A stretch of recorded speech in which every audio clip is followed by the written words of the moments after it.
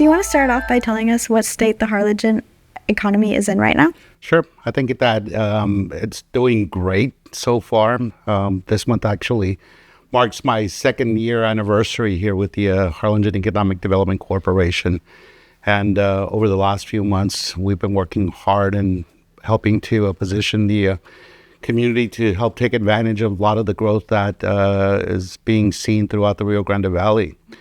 We've revamped our branding within the organization. We've rethought of our marketing strategy, and we're now getting a little more aggressive in marketing to other regions of the country, as well as Mexico.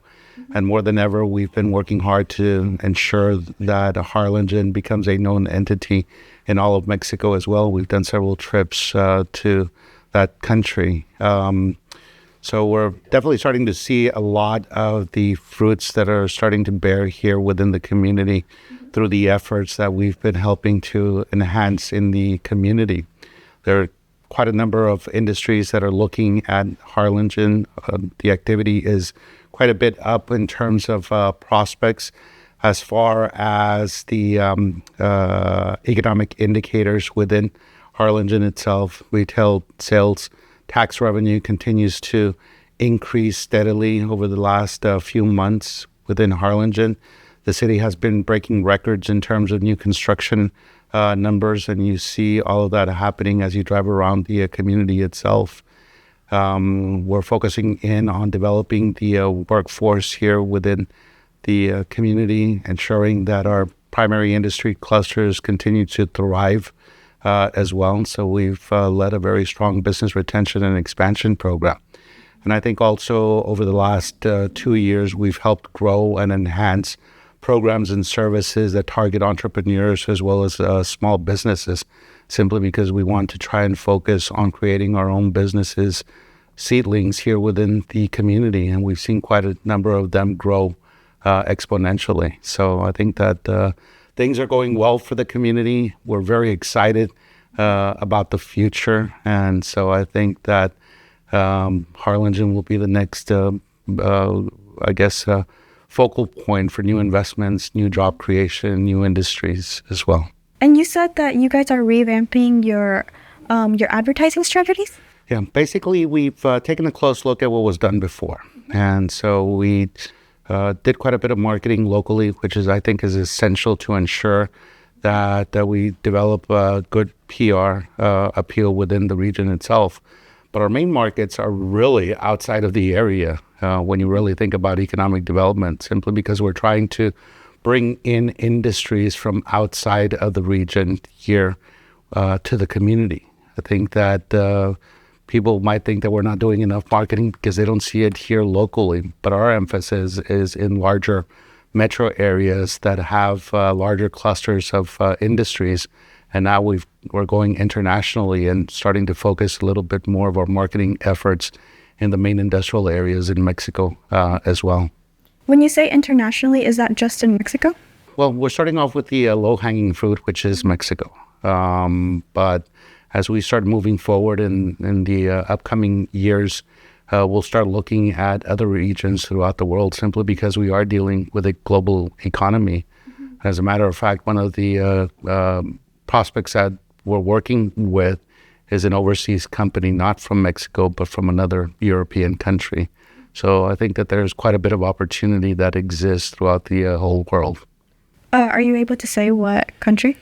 The company is based in Switzerland. It's a new type of industry. We do have a non-disclosure agreement executed with the company, so obviously I can't go into too much detail or discuss the product that they manufacture. But I will say that it's a new industry, fairly large capital investment, and good amount of new jobs that would come to Harlingen. They have identified Harlingen as the only city in the state of Texas that they're looking at, but obviously we're competing with other communities in other parts of the country as well. So we're rolling out the red carpet, doing everything we can to convince them to come to our community. And so we're also working very closely with the Governor's Office for Economic Development to help close the deal and bring the company here to the community. That sounds really exciting. What kinds of jobs would it bring in? they would bring in over 600 manufacturing jobs. I can't be specific, Yeah. once again, because of the NDA that we have executed, but they would be good paying jobs for the community. Wow. Well, moving forward, what is Harlingen EDC doing for workforce development, and how important is that? Yeah. Workforce development is very, very important for our economic development efforts. Obviously, if we don't have a trained or skilled labor force, then it becomes much more difficult for us to be able to attract new type of industries to the community and to help ensure that local businesses are able to find employees that they need right in their own backyard. So workforce development runs hand in hand with what we do. The way we help support workforce development is, one, we have a very good working relationship with Workforce Cameron, which is the local workforce development board. But in addition to that, we work very, very closely with TSTC. In fact, our offices are housed right on the campus of Texas State Technical College, simply because we want to demonstrate to prospects that are coming in that there is a school right in our own backyard that is willing to work with them to help provide them with a skilled labor force and or customized training programs. We've also worked with other surrounding community colleges as well to learn more about what they are able to offer local industries. We've invested quite a bit on workforce development, primarily with TSTC. We've provided scholarships for students that are from Harlingen that choose to come here to TSTC. We've also provided funding for a special program within TSTC known as the Goal Line Assistance Program for those students that are far advanced in their training but have financial challenges at the end. So we want to make sure that they reach that final goal line, if you will. In addition to that, we've just signed or we're in the process of signing an agreement with Region 1 so that we can help upskill paraprofessionals who may have college degrees but don't have teaching certifications. So through our funding, we'll be able to provide a few paraprofessionals with that training so that they can get their credentials and become full-fledged teachers within the school district itself. Then we also work with VITA to help provide financial support so that they can work with Harlingen residents that need that additional support to finish college and or skill training programs. So workforce development is very, very important for us. Yeah. And the agreement that you have for paraprofessionals, is that you said that's still in process? It was just approved by our board of directors as well as the city commission.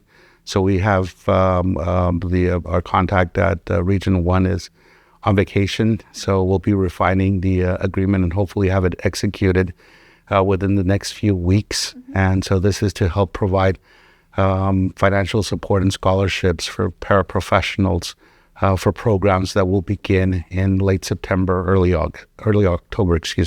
So you recently visited Monterrey, Mexico. And so can you tell me what the purpose of visiting Monterrey was and how that visit went? Sure.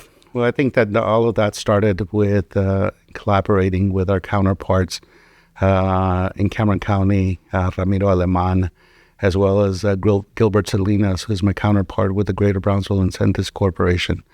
All of us have known each other for many, many years, well before we came to work for the current organizations. And I think the common thread with all three of us was that we needed to work together to help promote Cameron County and the region to foreign direct investments. Obviously, when you know these individuals, there's that trust level that has already been created. And so we were able to develop a genuine, program, if you will, to help promote Cameron County to Monterrey investors. So we hosted an event at one of the hotels in Monterrey. There were 80 private individuals that attended the program to learn more about what's happening here in Cameron County, to get more interest from them and taking a closer look at the community. It was basically the first time that Brownsville, Harlingen, and Cameron County had combined forces to help promote the entire area as one region. And we found it to be very, very successful. As we look at the long-term goals, we're now looking at taking this trip on the road to other large metropolitan cities in all of Mexico, and also looking at ways that maybe we can expand on this and see what other programs we can help collaborate on in the near future for the benefit of the county itself. The next thing that we're working on is obviously inviting some of the serious prospects that were at our event in Monterrey here to Cameron County, so that they can actually see the growth that is happening here, so that they can realize the economic benefits for them here in the county. And what were some of the prospects that you guys found? It was a mix of a little bit of everything. Quite a bit of industrial prospects that were there that are looking at expanding their manufacturing operations because they want to take advantage of the U.S. market. There are investors that are looking at developing industrial parks or industrial buildings here in the area. There were companies in the medical sector as well. So I think that organically Brownsville, Harlingen, and other cities here within the area have developed their own little niche. And so I think that a lot of the companies that attended this event, because of their diverse backgrounds, will be able to find a home, not just in one community, but throughout the entire county. And so we're also looking at maybe in the near future also bringing on board some of the other communities here in Cameron County. So this was a test run, and it was very, very successful. And so we're looking at growing that even more. Yeah. And you said you would like to go to other cities maybe in the future. What cities are you looking into? Well, we're looking at, aside from Monterrey, which is that low-hanging fruit, looking at other cities like Guadalajara, Mexico City, Querétaro. Each one of those cities has built a strong niche in a particular industry. And I think that it behooves them to become a little bit more familiar with what we have to offer, so that it's as they start thinking about expanding into the U.S. market, we continue to show up on their radar and hopefully benefit from those investments that they're planning on doing. We recently interviewed Ramiro Alaman from Cameron County EDC, who also went to Monterrey, and he had said when we interviewed him, collaboration between the county, Harlingen EDC, and Brownsville EDC leaders was very beneficial. What is your view on that? I have to completely agree. I mean, I started my economic development career about 29 years ago in Brownsville. And since then, I always felt that it would be much more beneficial if the communities here in the Rio Grande Valley were able to collaborate a little bit more and be genuine about that collaboration. So I was gone for about 17 years. I've been back here for 2 years now. So it's great to see that there's finally some collaboration to help promote the entire region as one. I think that a lot of people forget that when you have investors that are sitting in manufacturing offices in, say, Chicago, Atlanta, or California, and they look at our region, they don't just look at Brownsville, McAllen. They look at one large metropolitan area being the Rio Grande Valley. So they'll explore the entire region. And I think that every city here within the region offers quite a bit of benefits. So I think it behooves us to promote the region as one. And then once we are able to attract those prospects here, then every community can show off their capabilities and willingness to work with the companies so that they can make an educated decision of which community they feel comfortable with. And how do you think that our region stands out?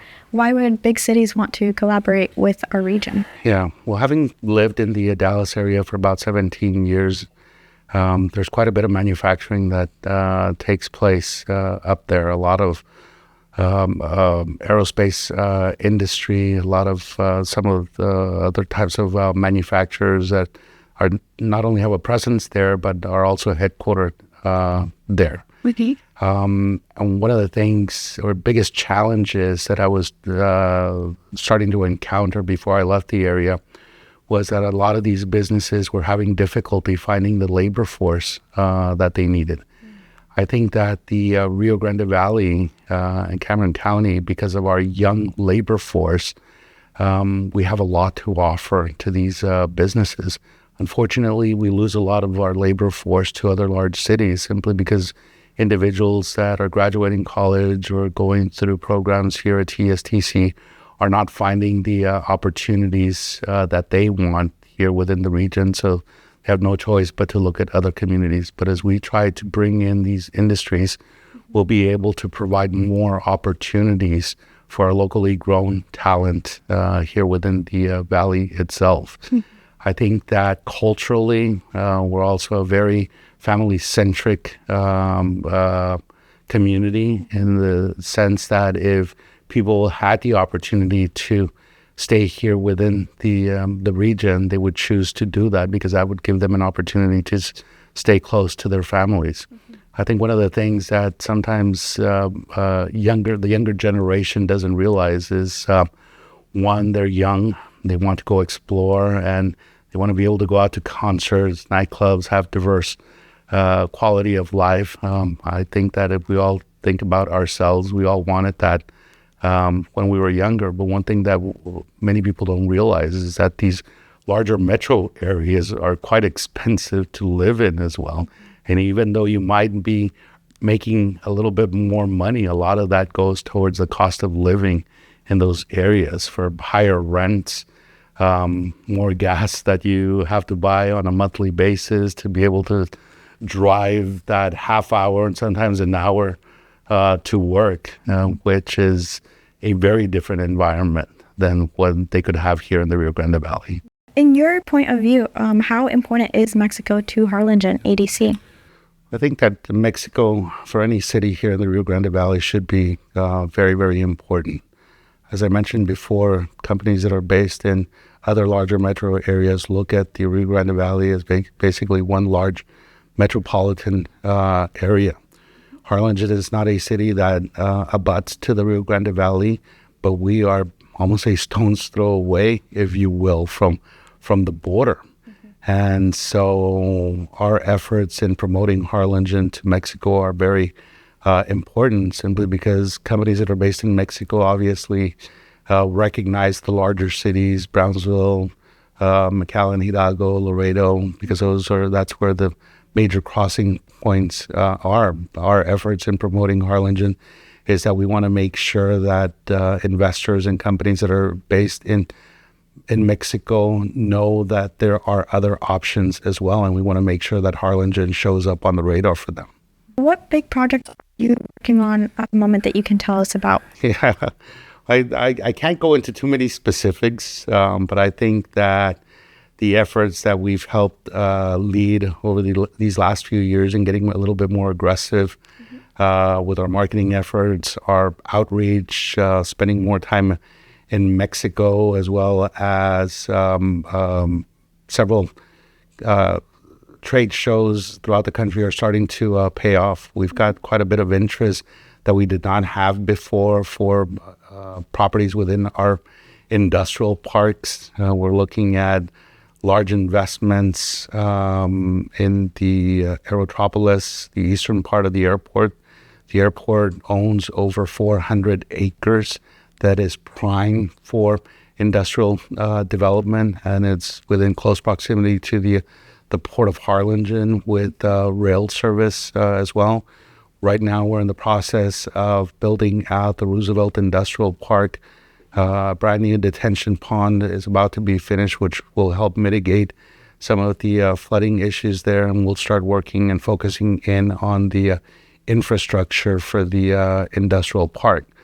Our list of prospects is very, very healthy. We're working with a number of companies that are in industries not currently present anywhere in the Rio Grande Valley. So we're certainly helping to diversify the industries here within the community. One project that we're working on is a $2+ billion project. Another one is $600+ million. Those are some of the larger projects. But in addition to that, we're helping to spearhead mixed-use development within our medical industry. We've gotten one commitment from one large engineering firm that is looking at establishing the regional office in that area so that they can help serve the entire Rio Grande Valley region. And then we've got another business in the medical sector that is also looking at that development to help establish a large medical back office operation. Once again, they're choosing that location because of its strategic location at the heart of the Rio Grande Valley. Is there anything that you'd like to add or something you feel like I didn't ask you? I think I'll just add that, Harlingen is primed for development.